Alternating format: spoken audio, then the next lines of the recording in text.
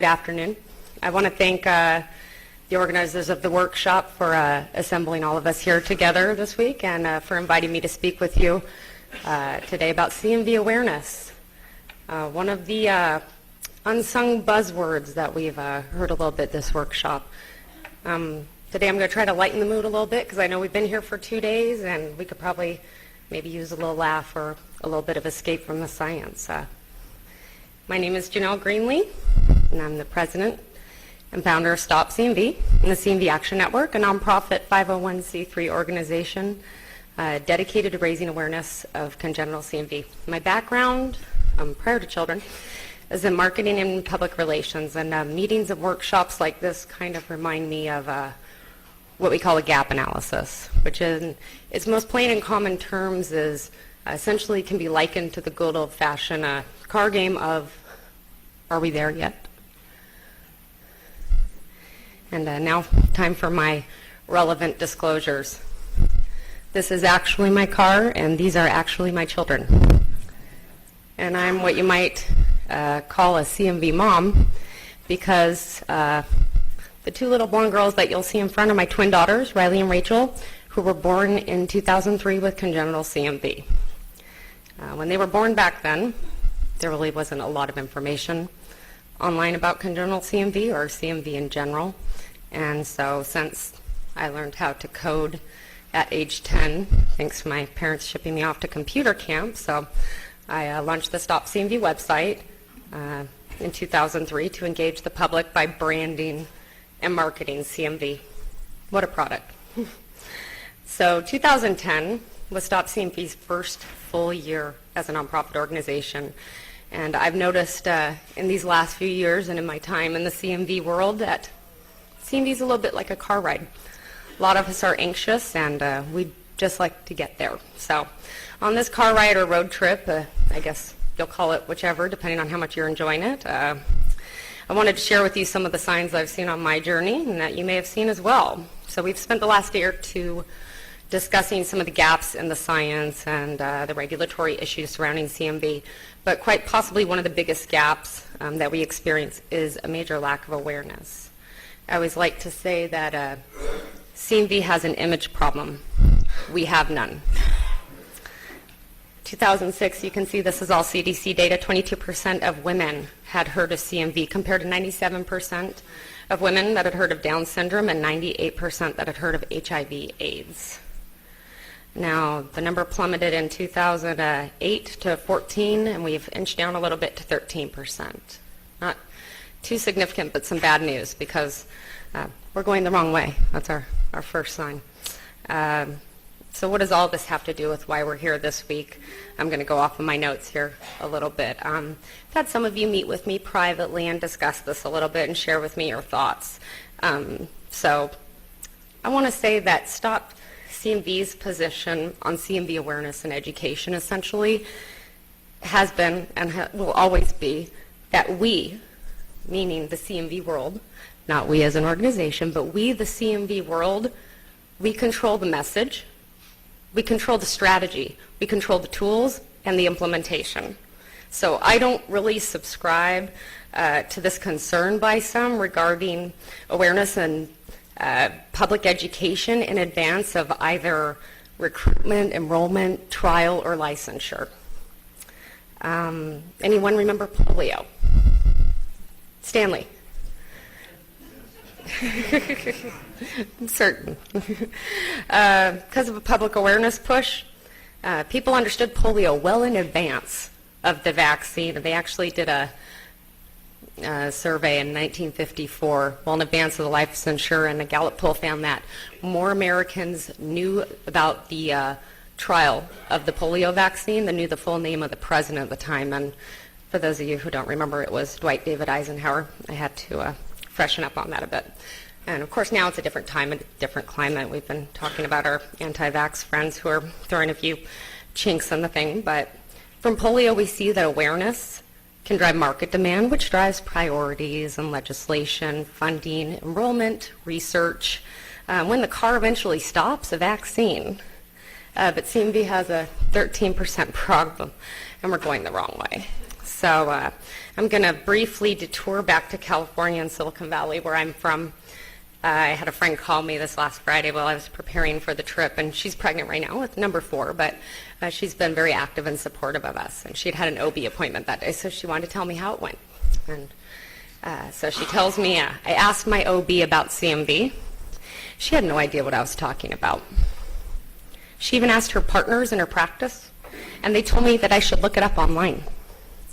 They were sure that I must be giving a wrong abbreviation for it, even when I said the whole name, because she knows it. She's been a supporter. This doctor said she had never run across it in her practice. So Stuart is right. She can go online and look it up. We all agree about that, and thankfully so. But just stop. This gives me pause as an advocate because this is a huge problem. Pew Research shows that 86% of people get their health information, and they should, from their doctors.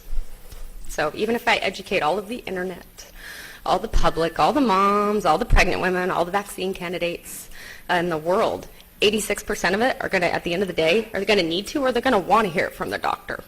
And I personally believe that it would just be nice to have the whole medical community already understand CMV. Medical education, fortunately, unlike a vaccine, it doesn't require licensure. Fortunately, I'm sure my pharma friends here may understand, it requires a mouth and a piece of paper. So if the public gets their health information, like we see from doctors, where do doctors get their health information? Who influences the doctors, and who gives them the green light? Everyone in this room. Government, federal and state officials, professional organizations, pharmaceutical industry. That's all of us, and that's all of you. And that story that I related to you a little bit earlier, my friend Angie, that isn't just what happened last week in Silicon Valley. I can attest to you that's happening every day, all the time around the United States, unfortunately. But let's talk about what's going on here. Let's come back to the East Coast, right down the road in Washington, D.C., in the rain. We'll drive safe. Back in December of 2010, Stop CMV began a little road work of our own to smooth out the road and kind of a little bit of influencing of our own as we're talking about influencers. We started a 6-month blitz of 3 different trips and 9 days total, and we met with and educated almost 100 different people working in 60 different House and Senate offices on the Hill. Do you know how many of them, even the ones with the health backgrounds, not my poli-sci people, but the health background people, do you know how many of them had heard about CMV? Ed is right. 1. And she's actually been very instrumental and influential and helpful, but she was only 1 of 100 on the Hill. And so you would think that would create a problem. No, they were shocked, they were surprised, they were thrilled, because this, at the end of the day, I'm going off notes again, this is a very data-driven cause. The science is behind this, so there's really not a lot of sell associated with this on the Hill. But guess how many of them all wanted to get on board and help? Every single one of them wanted to get in the boat and help. So in June of 2011, 6 months later, the first piece of CMV legislation was sponsored, introduced by our ski team here, Mikulski and Murkowski, we call them the ski team. They're our favorites, and passed the Senate unanimously, recommending that, quote, more effort be taken to counsel women of childbearing age, close quote, about CMV. Now, because of this, we had the President pro tempore, Senator Inouye of Hawaii, agree to insert $5 million to the HHS budget specifically for CMV. I don't think I have to explain that to too many of you, specifically for CMV. So I can assure you that the CMV message, it's being heard, and the more that we're out there, the more progress we can make. Right now, CMV is working to gain credibility and visibility on the Hill, but we are the new kid on the block. You all understand. But Stop CMV is out in front of this, and we're actually having a good time. But I can be more powerful and more productive in my Hill pitches and asks when they see that they're currently funded agencies, a lot of us here in the room, and all of us are working together toward a common goal, like Gail had mentioned in her last slide. So that's what my road trip looks like, from east to west, back again. So how can you help? We need to merge to get more visibility and credibility for CMV. We actually might need to even carpool. We might need to get in the same car like a clown car. I didn't put up a clown car picture because that would have really lightened the mood after lunch or made us all feel big.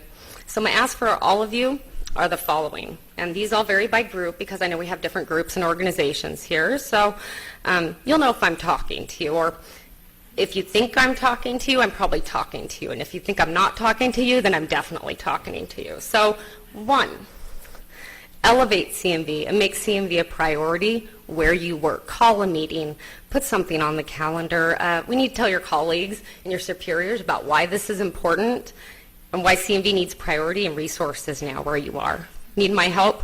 Call me, email me. I'll be there to assist with any meetings, presentations, conferences, you name it. A couple of you have been in contact with me about this kind of thing, so you know I'm perfectly receptive and willing to do this. So, number 2, communicate with Stop CMV so that we're up to speed on what you're doing and we're kind of in the know. I got to tell you, on Capitol Hill, they're constantly asking me what every federal agency is doing for CMV and what you're up to, what professional organizations like AAP, ACOG, what they're doing, and where pharma is with this. I'm worried that I'm not painting the full picture and not giving many of you the credit that you may deserve and the help that you may need.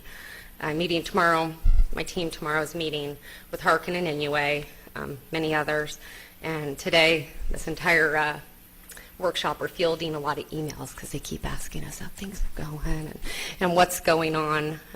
So if you've seen a lot of energy where we're sitting, I can assure you that's part of what's going on is keeping them abreast of where we are in advance of those meetings. But I will say that prior to lunchtime, Inouye's office, his staff was very impressed by the turnout and the diversity of the groups and organizations that have been brought together for this. So I want to say kudos to the organizing committee for that because they are taking notice and they will hear more about this tomorrow, I can assure you. Number 3, connect me with your point people, your thought people, your influencers. Let's go up a level to get what you need and get you more resources and priority where you are. We need to develop medical education and pre-marketing programs to educate the influencers, the doctors and healthcare professionals that determine whether this issue is really going to live or die in the market when we get there. Remember the 86%. We're going to need them, and we're going to need their doctors someday. So this is on us.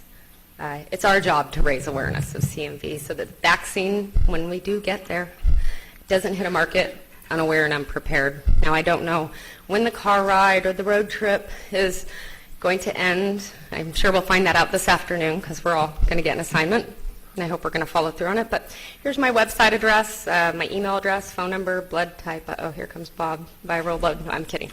But the Stop CMV team is always willing and ready to talk and partner with anyone who's ready to start working on this so we can actually get there someday. Thank you.